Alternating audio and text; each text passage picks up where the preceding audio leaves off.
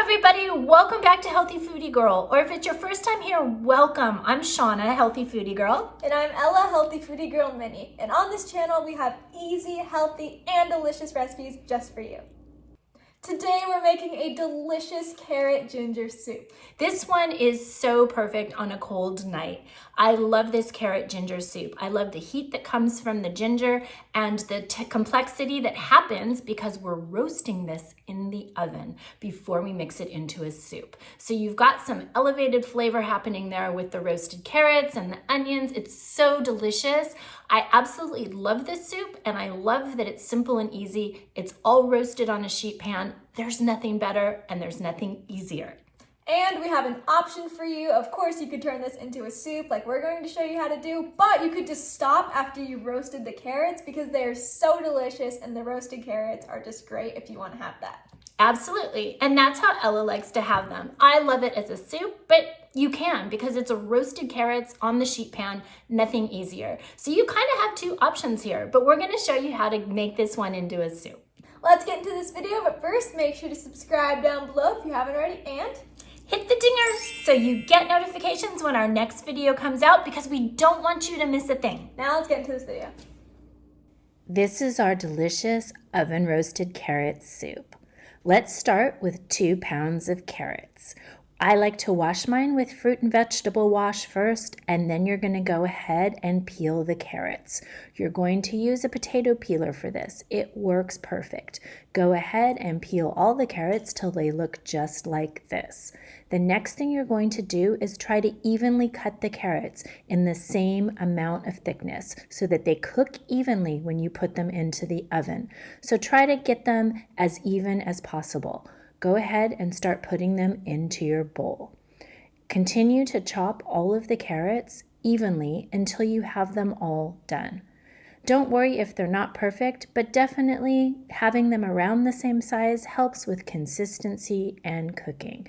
It makes it even easier to have them thoroughly cooked and they're all done.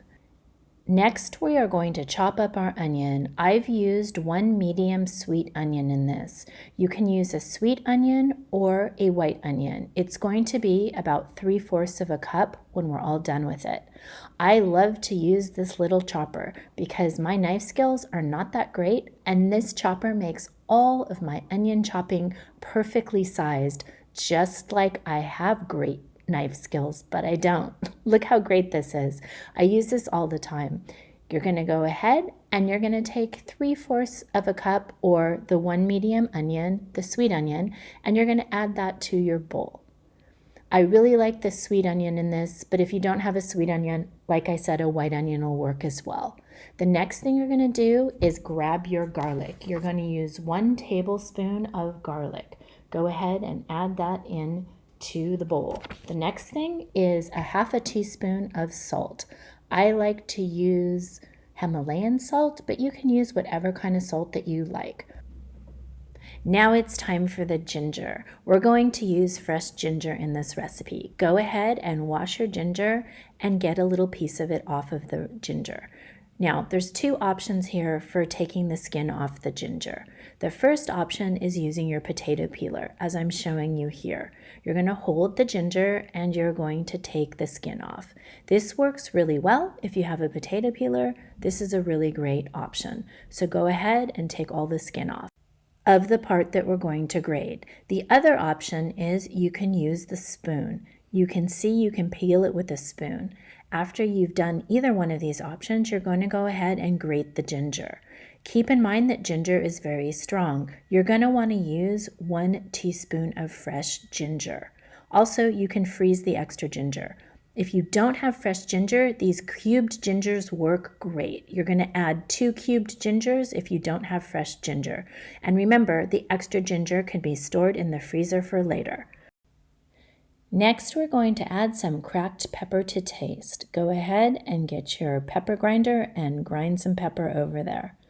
Now we're going to take our pumpkin pie spice. This is so good in this. You're going to add a 1/2 teaspoon of pumpkin pie spice.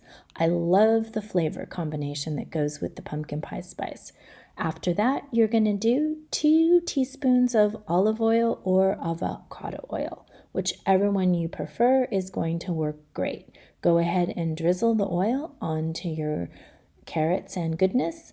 And now we're going to go ahead and thoroughly combine and mix all of the ingredients together.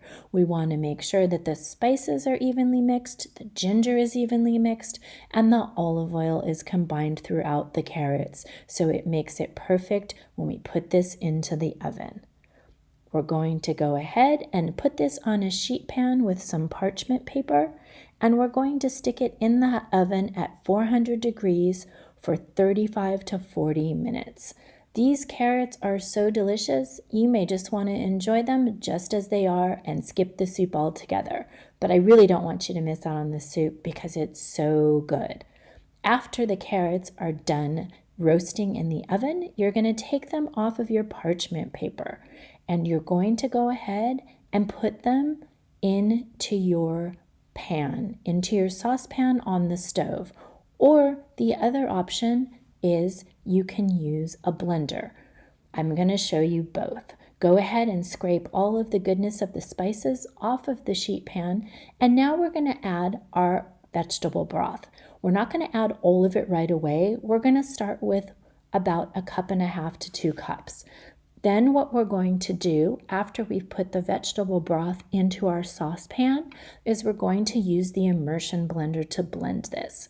If you don't have an immersion blender, you can go ahead and do this step in your blender and then put it back into the saucepan. But here we are showing you how to use the immersion blender, and once everything is finely combined, you're going to add the rest of the vegetable broth to make it super smooth.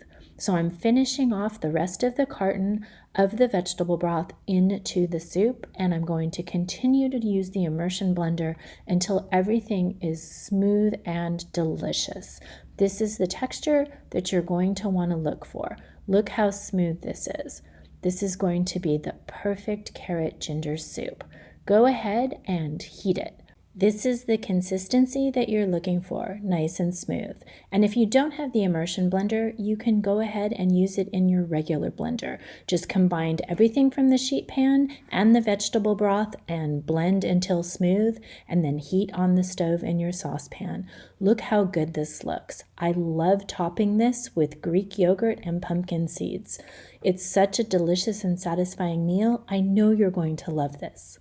We hope you enjoyed this recipe, and if you did, make sure to give this video a thumbs up, and don't forget to come and visit us at healthyfoodiegirl.com. we'd love for you to join us over there. All of the recipe information is there, and you can print the recipes. That's right.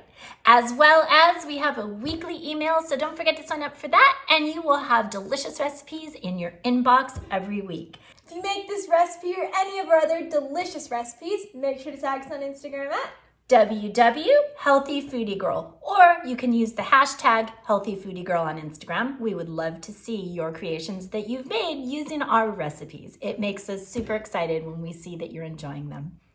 Thanks so much for watching. Keep cooking!